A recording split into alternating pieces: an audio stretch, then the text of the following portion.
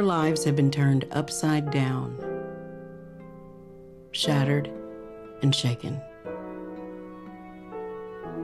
But the American story has had moments like this before. And he was there, answering the call. When we came into office in 2009, we were going through what was then the worst financial and economic crisis since the Great Depression. The economy was hemorrhaging hundreds of thousands of jobs a week. People were losing their homes to foreclosure. The financial system was in tatters. Auto sales had dropped to near zero levels. The auto companies faced bankruptcy, and many said, let them fail. But Joe remembered his father and what it meant to lose a job.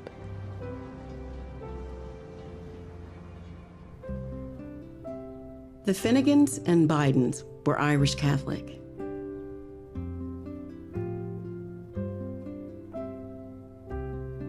Joe was their first. And then his sister Valerie. From the moment I opened my eyes, my big brother was there. The thing that was most important was family and family and family. As the post-war boom faded, Joe's father struggled to find work in Scranton. But 140 miles south, there was a job cleaning boilers in Wilmington. There was a long stairway up to the second floor. Dad went up to Joey in our bedroom and saying, Joey, you gotta be a big boy. For the first time, Joe saw the heavy burden on a father, and it was a lesson he would never forget. The job is a lot more than a paycheck. It's about dignity. The country was losing tens of thousands of jobs a day, and they needed 3 votes to pass the economic rescue package. Joe Biden was handled the task of going to get those 3 Republican votes. Joe returned to the place where he had been so effective. Passionate argument, sympathetic listening, a willingness to make adjustments and accommodations to bring people on board. When the law finally passed, the president tapped his partner to run the program. Joe tracked every dollar, calling mayors and governors. Talking to them on the phone, one-on-one. He gave all of them his cell phone. And I watched him bring his heart to that job. It matters that you have in your mind the family that you're trying to reach, the neighborhood that you're trying to reach, the people whose lives are affected by what you do. The skills that had made him so effective had not come easy. When he entered school, there was a problem. Joe had a stutter. And it's mortifying. It allows that child to become an object of ridicule. When his teacher mimicked him and Joe ran home from school, his mother drove him back. Did you say to my son, Mr. Biden? The nun said, I was just trying to make a point. My mother stood up, all 5'2" of her. If you ever talk to my son like that again, I'll come back and rip that damn bonnet off your head. Do you understand me? Joey, go back to class. Joe resolved to overcome his stutter. Some letters are harder than others. And I used to get up at night and go stand in front of the mirror with a flashlight and practice. She'd make me look her in the eye. Look at me. Remember, Joey, you're the smartest boy in that class. Nobody's better than you, Joey.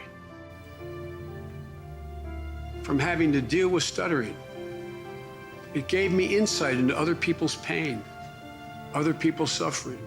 At 19, Joe sought out a summer job that few of his peers considered taking.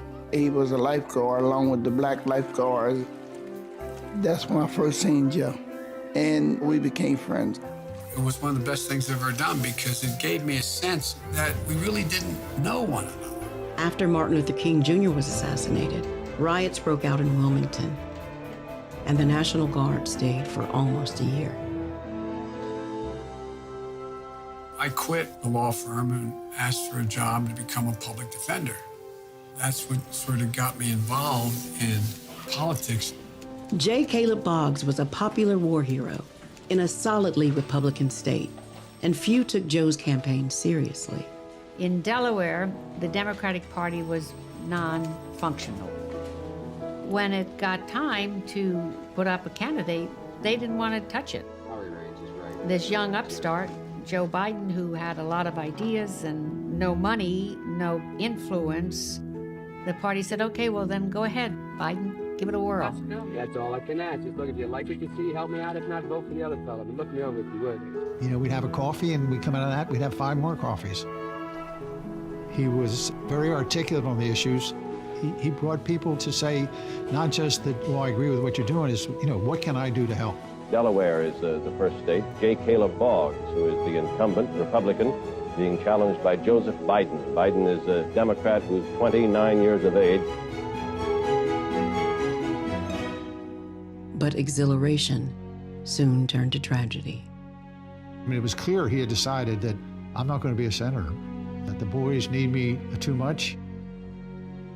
I was prepared to walk away in 1973. But men like Ted Kennedy and Mike Mansfield and Hubert Humphrey and Fritz Hollings, Danny Inouye, they convinced me to stay. Just stay 6 months, Joe. Remember, Danny? Just stay 6 months. He couldn't allow the suffering to debilitate him. Just like he couldn't allow the stuttering to define him. That's the backbone.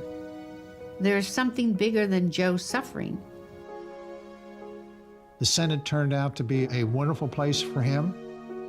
He had a real gift for bringing people together.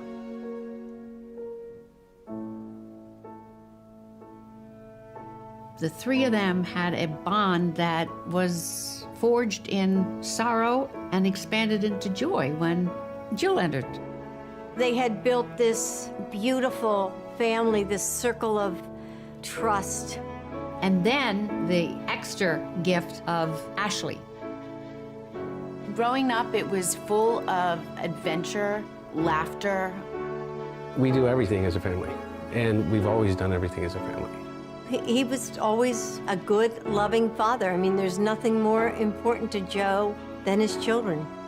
It's hard to explain how ever-present he was in our lives.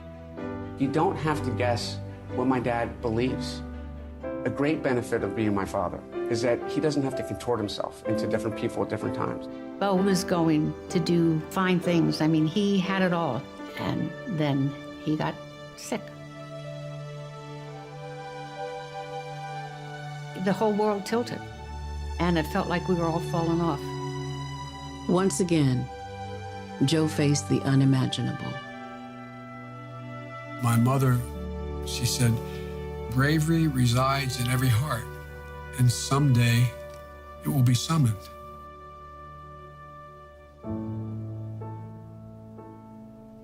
The way he survived losing my mom and my sister, and then losing my brother, is understanding that you have to have purpose.